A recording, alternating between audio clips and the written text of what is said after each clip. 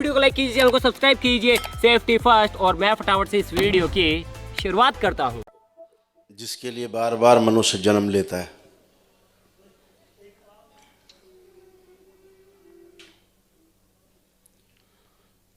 भूला रहता है।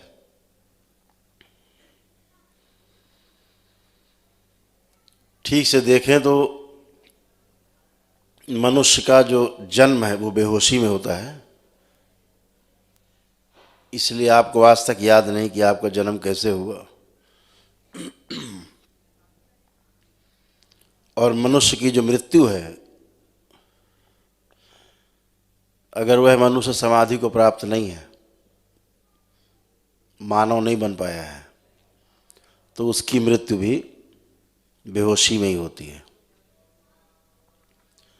ध्यान रहे, जिसकी मृत्यु बेहोशी में होगी उसका जन्म भी बेहोशी में ही होगा। और जिसकी मृत्यु होश पूर्वक होती है, पूरे होशो हवास में होती है, जानबूझकर अपने शरीर को छोड़ता है, शिव की बताई हुई 112 विधियों में से किसी एक विधि में पारंगत होकर होश पूर्वक पूरे होशो हवास में अपने इस शरीर का त्याग करता है, तो अगर वो कभी जन्म लेता है तो होश में ही जन्म लेगा। उसे पता रहेगा मैं कहाँ था, मेरी यात्रा कहाँ थी, मैंने अपनी यात्रा कहाँ छोड़ी थी।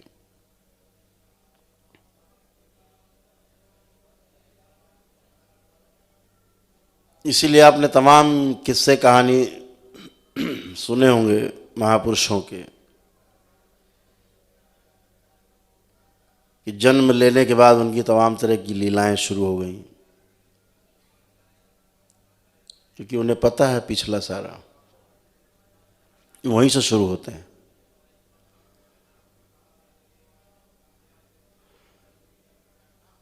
तो जिस लिए जन्म आपका हुआ आपको पता नहीं, क्योंकि बेहोशी में मृत्यु हुई और बेहोशी में जन्म लिया है।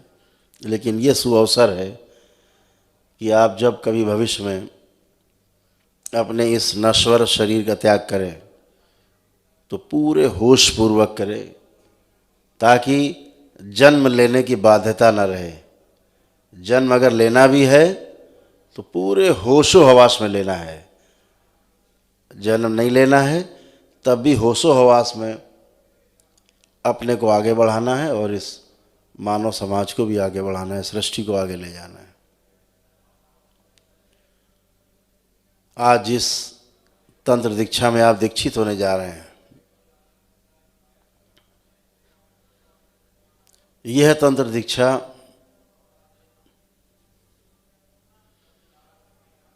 कभी द्वापर में थी,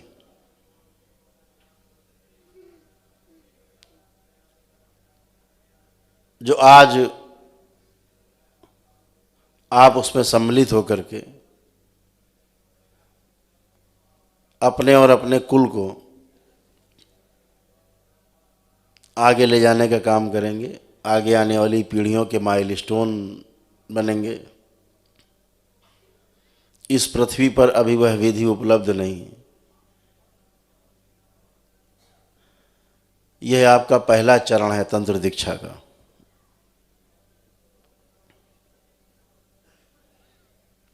अभी 20 चरण इसके बाद बाकी है। कुल 21 चरण हैं। प्रत्येक चक्र के 3-3 चरण हैं,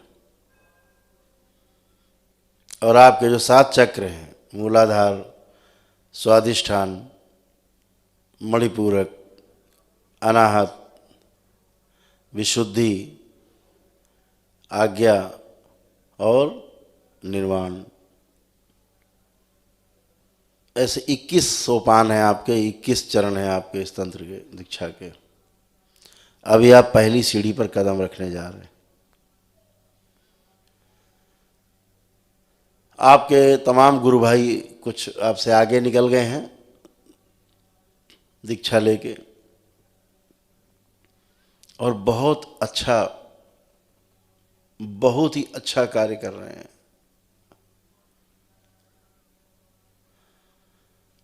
मैं देखता हूं कि कितने सुंदर सुंदर पुष्प खिल रहे हैं, कितने सुंदर सुंदर कमल खिल रहे हैं, बेहोशी में सही लेकिन खिल रहे हैं। उन्हें पता ही नहीं कि क्या खिला रहे हैं वो। लेकिन मैं देखता हूं कि अंदर अंदर जो पीछे शरीर है ना, सब खिलखिला रहे हैं, पुष्प की तरह, कमल के पुष्प की तरह खिल रहे हैं। अद्भुत है। बहुत से लोगों में ये हो सकता है कि अपने इस नश्वर शरीर को ठीक करने के लिए हम दीक्षा ले लें, लेकिन यह तो एक बाय प्रोडक्ट है। अगर पीछे के शरीर स्वस्थ है, प्रसन्न है, तो ये स्थूल शरीर तो स्वस्थ और प्रसन्न रहेगा ही रहेगा। ये इसका बाय प्रोडक्ट है। पीछे वाले गड़बड़ है तो इस पे दिखाई देगा सब गड़बड़ है। तो ठीक इसको करने का प्रयास नहीं करना है।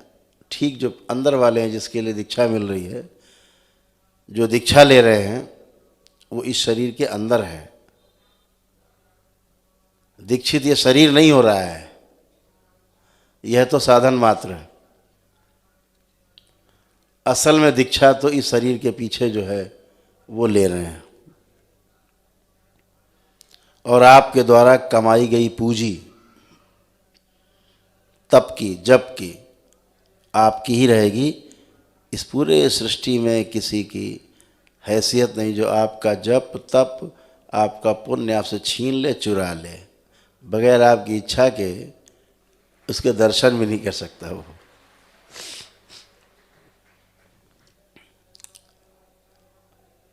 इतने जबरदस्त कवच से आप चारों ओर से आबद्ध हैं कि कुछ भी ऐसा नहीं जो आपकी आंखों के सामने से गुजर जाए, आपको पता न लगे। अद्भुत ऊर्जा है, बहुत ऊर्जा है आप सब लोगों में। अभी जब आप तंत्र दीक्षा में दीक्षित होकर के आज के बाद से जब जप में जाएंगे, तब आपको उस ऊर्जा का एहसास होगा जो आप करना चाहते थे। अगर आप ठीक से कर ले गए उसको, तो निश्चित रूप से बहुत अद्भुत है। आपका जीवन तो धन्य होने वाला ही है। पूरा परिवार भी आपके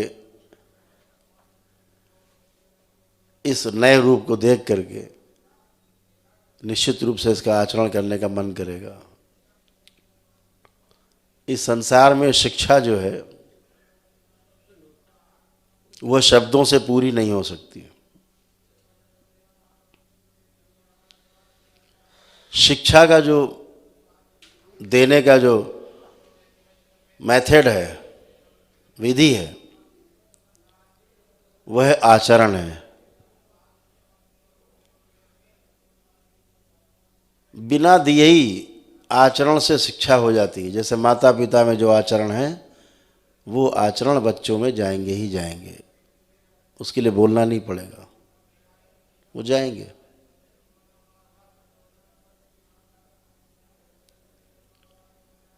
आचरण जीवन में देखिए आप, कभी जो जीव जंतु हैं उनमें जो आचरण हैं, उनके आगे होने वाली जो संतानें हैं, संतति है, वह उसी प्रकार के आचरण करती है जैसे उसके माता पिता कर रहे होते हैं। शिक्षा देने के लिए कोई गुरुकुल नहीं खुला उनका।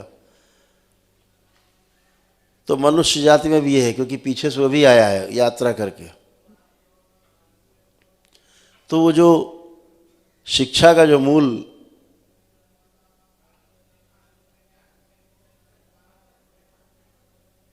जो अस्त्र है, शिक्षा का जो मूल, वो है आचरण। आप जैसा आचरण करते हो, परिवार आपका आचरण स्वीकार करता है। जैसा आचरण गुरु का होगा, शिष्य उसको उसी आचरण में अपने को ढाल लेता है, कहना नहीं पड़ता है। तो ऐसा ही बनना है। आप पीछे से बहुत कुछ देख के आए हो, बहुत कुछ झेल के आए हो अपने जीवन में, तमाम कीचड़ से, तमाम कर्म भोग काट के आप यहाँ तक आए हो। जब आप दीक्षित होकर के और जब करेंगे, आपके सामने तमाम चीज़ें ऐसी आएंगी पुरानी पुरानी जो आपको याद भी नहीं है। उससे घबराना नहीं है, ये समझना है कि आप ही हो जो पीछे का भूला हुआ है, बिसरा हुआ है, निकल रहा है। भोग है, कट रहे हैं, कर्म भोग है, जा रहे हैं, कर्म स्मृतियां हैं, नष्ट हो रही हैं। उनको बस देख करके मस्ती करना है, जाने देना है। बहुत ऐसे से विचार आएंगे, ऐसी सी चीज़ें दिखेंगी आपको, सोच विचार में आएंगी कि आप सोचोगे अरे हमने तो कभी सोचा ही नहीं ऐसा, लेकिन है सब आप ही का मटेरियल इकट्ठा किया हुआ पिछले जन्मों का। तो एक एक चीज़ आएगी और नष्ट होती हुई चली जाएगी, यानी कि आ रही है जा रही है, आती जा रही जाती जा रही है। और ये भी अद्भुत होगा, जो चला गया एक बार उसको दोबारा देखने की कोशिश करोगे दिखेगा ही नहीं, क्योंकि वो नष्ट हो चुकी स्मृतियाँ होंगी, आप उन्हें दोबारा नहीं देख सकते। वो आपका अपना ही है, कर्म भोग है, कटते जाएंगे कटते जाएंगे कटते जाएंगे, आप हल्के होते जाओगे।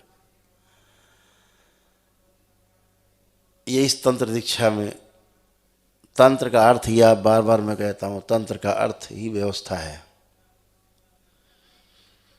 तंत्र का अर्थ ही व्यवस्था है। जहाँ अव्यवस्था है वह तंत्र नहीं हो सकता।